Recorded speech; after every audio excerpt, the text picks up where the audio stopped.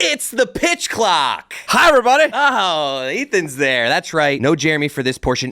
Jeremy's out at Camp Fiesta. We love that cause. Support that if you haven't already. I'm doing the interview this week. And I know what you're thinking, audience. We're going to get a Jeremy-less pitch clock. Yes! But no, he will be part of the trivia game. How good is your Jeremy? We're about to find out. Welcome to the Pitch Clock. Here's the pitch. A two-part baseball segment combining a nostalgic baseball trivia game and an interview with an expert. This is the Pitch Clock. Baseball, baby. Yeah, that's how we're opening. Hi, everybody. Yeah. Yeah, I'm bringing a different energy this week's Pitch Clock because I am still reeling from last week's defeat in the Immaculate Grid. We have gotten that much closer in our competition. We'll update you guys next week on where Chris and I stand. I think I have a 1-game lead. It might be 2. Well, I'm sitting. But Jesus Ethan, what Christ. is our game for today? We're going to build a lineup today, boys. So there are 9 criteria in bullet points in front of you. You have to use each of these criteria once. I don't care which position you use them at, but you need to give me a player at each position using these criteria. So what we're going to do is you're going to put the team together. I'm going to take each player's highest season of WAR, and we're going to add it up. And at the end, whoever has the highest total for one season WAR is the winner. Love this. Love this. So if you can pull somebody out of your ass that had one great season, then that is going to be money there. Chris Cody. And what we're going to do is we're going to draft. So we're going to go back and forth. Oh, okay. Can't pick the same guy twice. Okay. So Chris Cody. So just to update the audience, the categories we have here. 5-time Gold Glove winner. Fewer than 3-time All-Star. 50 stolen base season. Played for the Florida Marlins. 40 home run season. 40 double season, 150 strikeout season. That is a hitter, by the way. They struck out at least 150 times. Sorry, I should have clarified. Yep. Switch hitter and 4-time Silver Slugger winner. We are drafting this, and we have to stick within 2000 to 2009. Yeah, our years.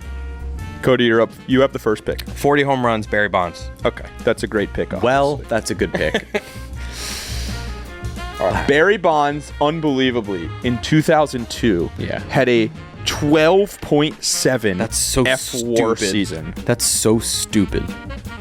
So for those at home playing, we are using Fangraphs WAR. We're not using Baseball Reference WAR.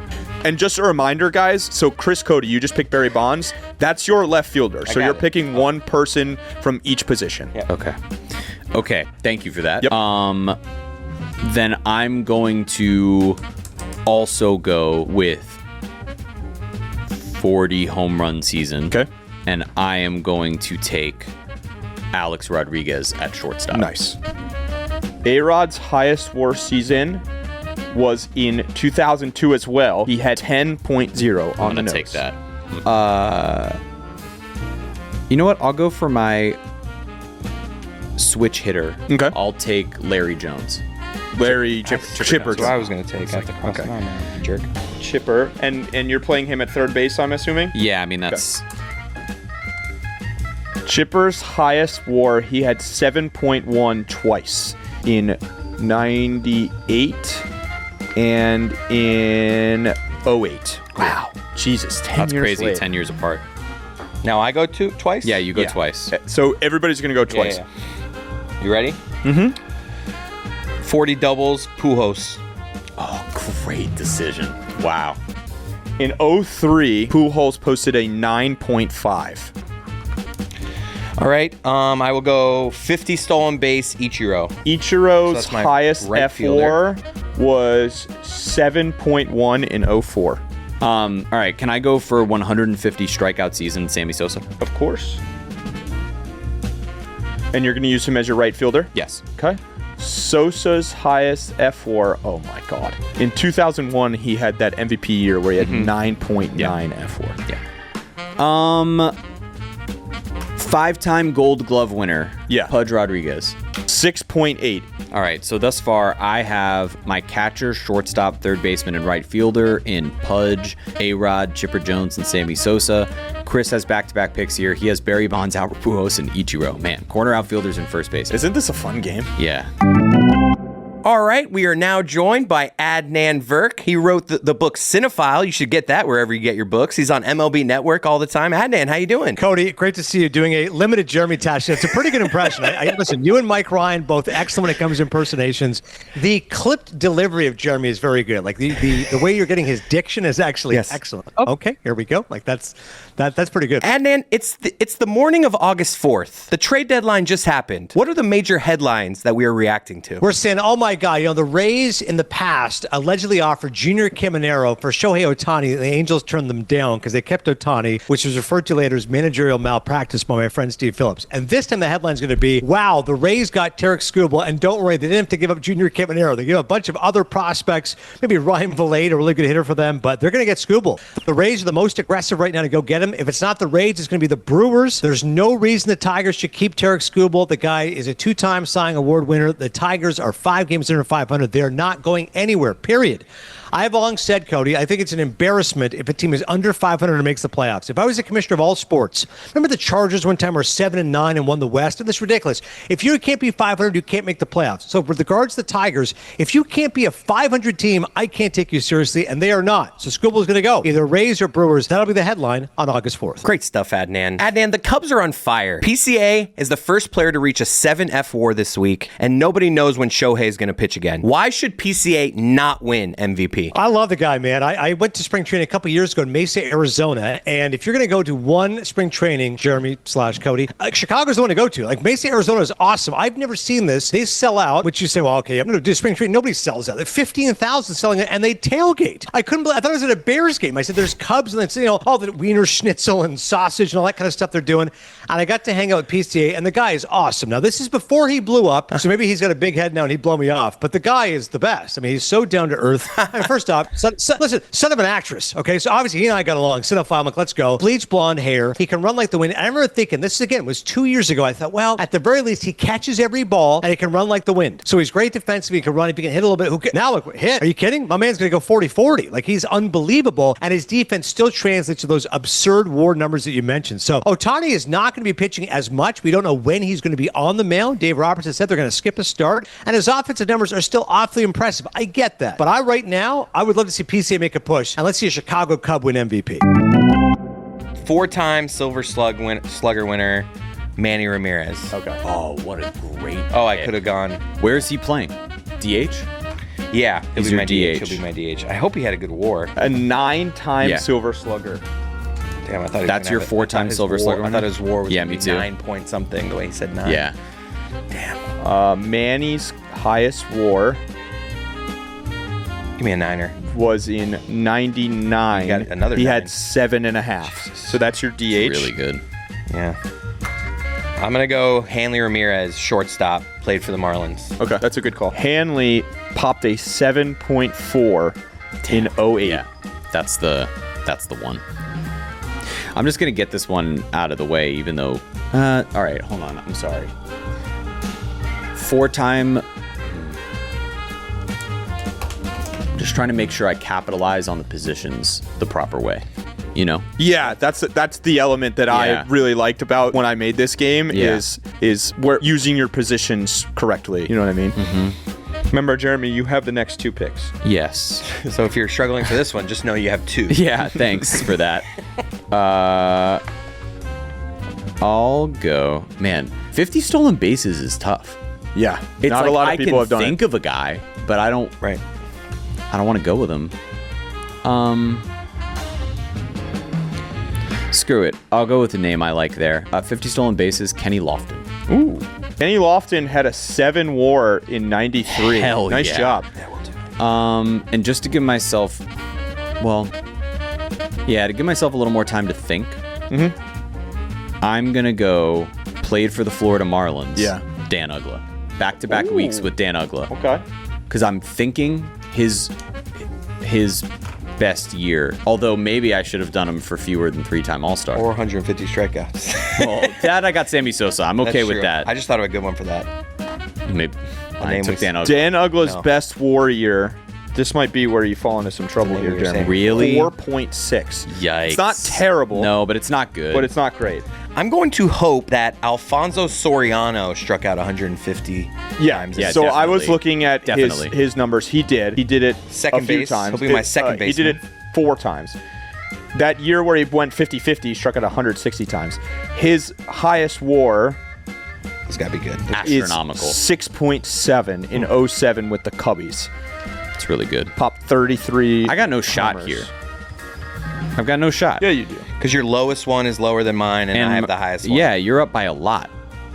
You do have that 11 one, so like, Where's my I 11? thought you had one. You're guy. playing Soriano at second base, I'm assuming? Yes, second base.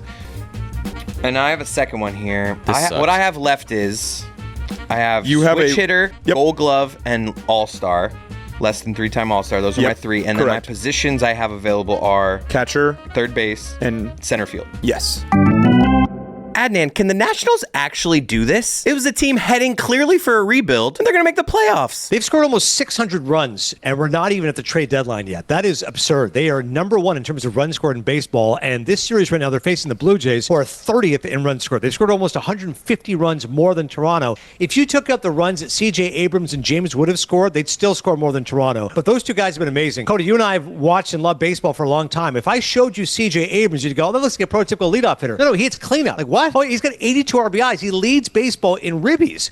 And James Wood is a mountain of a man, back-to-back 30 home run seasons. The first national to do that since Adam Dunn. There's a name you guys like to throw around in trivia. Back in 2009, 2010. So Wood and Abrams have been tremendous. Luis Garcia is having an excellent season. He's like the third of the 3 amigos. The problem is their pitching staff. They're 27th in ERA. So to answer your question, no, I don't think they get it done because their pitching is so porous. But I love their offense, and they're the youngest roster in baseball scoring a ton of runs. At the very least, they're going to be in the mix for that final wildcard spot. You mentioned CJ Abrams. That segues us nicely into Stars of the Week. Here's your options. Nats shortstop CJ Abrams, Tigers catcher Dillon Dingler, or Astros shortstop Jeremy Peña. Well, I know you love Jeremy because it's the same name as you, Tash. Yeah. But and Peña's been really good because Jordan Alvarez should win the MVP. He's going to have a triple crown, which is absurd. Nobody hits over 300 in the American League. 2 guys are doing it, and Jordan's one of them. But don't forget about Peña. He's been the Robin to Jordan's Batman. I already told you about CJ Abrams' greatness. And by the way, there's rumors that Abrams could get dealt. What a whopper that would be August 4th if I said, wow, CJ Abrams was traded by the Nationals. But I will go with Dillon Dingler. Fantastic name. Sounds a little too close to Dirk Diggler, Mark Wahlberg's character in Boogie Nights. And in a position in which you don't see a lot of good offensive catchers, Dingler's been unbelievable. For a Tigers team, which is not very good, we've talked about them a lot here in the pitch clock. Skubal's going to get traded, and Dingler's one of the best catchers in baseball. He's an awesome season for Detroit. And again, Hunter Goodman's had great power for the Rockies as far as a hitting catcher, but I love what Dillon Dingler is doing for the Tigers. A deserved all-star. Adnan, my Marlins stink again.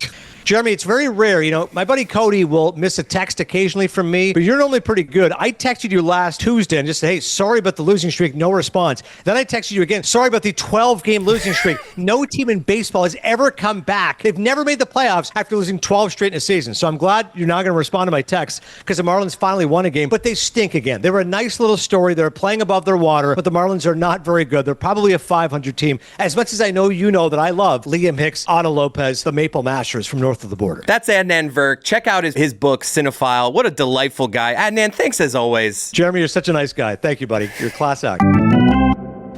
Okay. I'm just going to do this one because it's fun.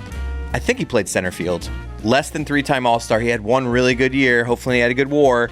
Ready for this, Jeremy? I know what you're going to do. Chris Coughlin. Ooh, that was not what I was fun. Nah, I love that. Chris Coughlin. He did have, he won Rookie of the Year. Yeah, that year, he had to have a decent Of WAR. course he did. That's great. I thought you were going to do... And would he be center fielder? Yeah, What position he did played play? center field. Ooh, Cody. Dude, I'm down by Ooh, a you're in lot. some trouble. No, I'm down by so much. This is going to get you back a little bit, Jeremy. Less than 3-time All-Star. Give me a 4. Chris Coughlin, a 3.1 fWAR. Okay. Was Jeremy his had highest. 4 point something, so it's not. Need a Gold Glove catcher. That's not named Pudge. I need a switch hitter, too. I think I might be able to finagle the rules here to give myself something good. Okay. I've got back-to-back picks here. Yep. 4-time Silver Slugger, Yeah. Mark McGuire. He played the two. He played. He definitely played in the 2000s. Okay. And you're going to use him as your DH? Or... I'm gonna use him. Jeremy's like, he'll as play anywhere I need him. Can I switch positions? You if don't I have need a to? you don't have a First first base baseman. is what I was thinking. Oh, I thought for some reason you had a first baseman. Oh, wow. Yeah. He popped an 8.5 in 98. Damn. Of course, the year. It's a nice little comeback coming. Yeah, that might be helpful. You need a 3-time All-Star. Yeah, minus less than 3-time All-Star and a 40 double season. You can go anywhere with DH. Doesn't matter. Yeah. I'll go with Poppy For your 40 for 40 double season. Let me Yeah. just make sure. Poppy, his highest WAR, It's not going to be that high. 6.3 in 07. That's crazy. That's As a how DH, That's how crazy. good he was. All right, my 5-time Gold Glove winning third baseman will be Scott Rowland. Nice. Roland's best fWAR not gonna be year. great. Wow, Cody, nice Amazing. job, dude. He pulled a 9 in 04. Because of his defense. Yeah, I forget about the defense part. And I feel good about this next one as well. Switch hitting catcher. Yeah. We mentioned him last week. Oh, nice. Victor Martinez. Nice. Oh, nice. V-Mart had a 5.4 fWAR season in 07. All right. So I got my lineup. So I need a unbelievable. I'm gonna add mine up. Make sure. You don't I get it need wrong. an unbelievable WAR season. Do you know how much you're down by? Based off the math I was doing, where I was doing like a disparity between each, I need 8.2 to tie. Oh, so you're fine. Wow. Yeah. Not necessarily. No, you never 'cause know. You just need someone You never who know. had an unbelievable year. Right. Left fielder. Oh, nice little perusal through the divisions. I like this face you're making at me. Jason Worth. A 5.3 in 2014.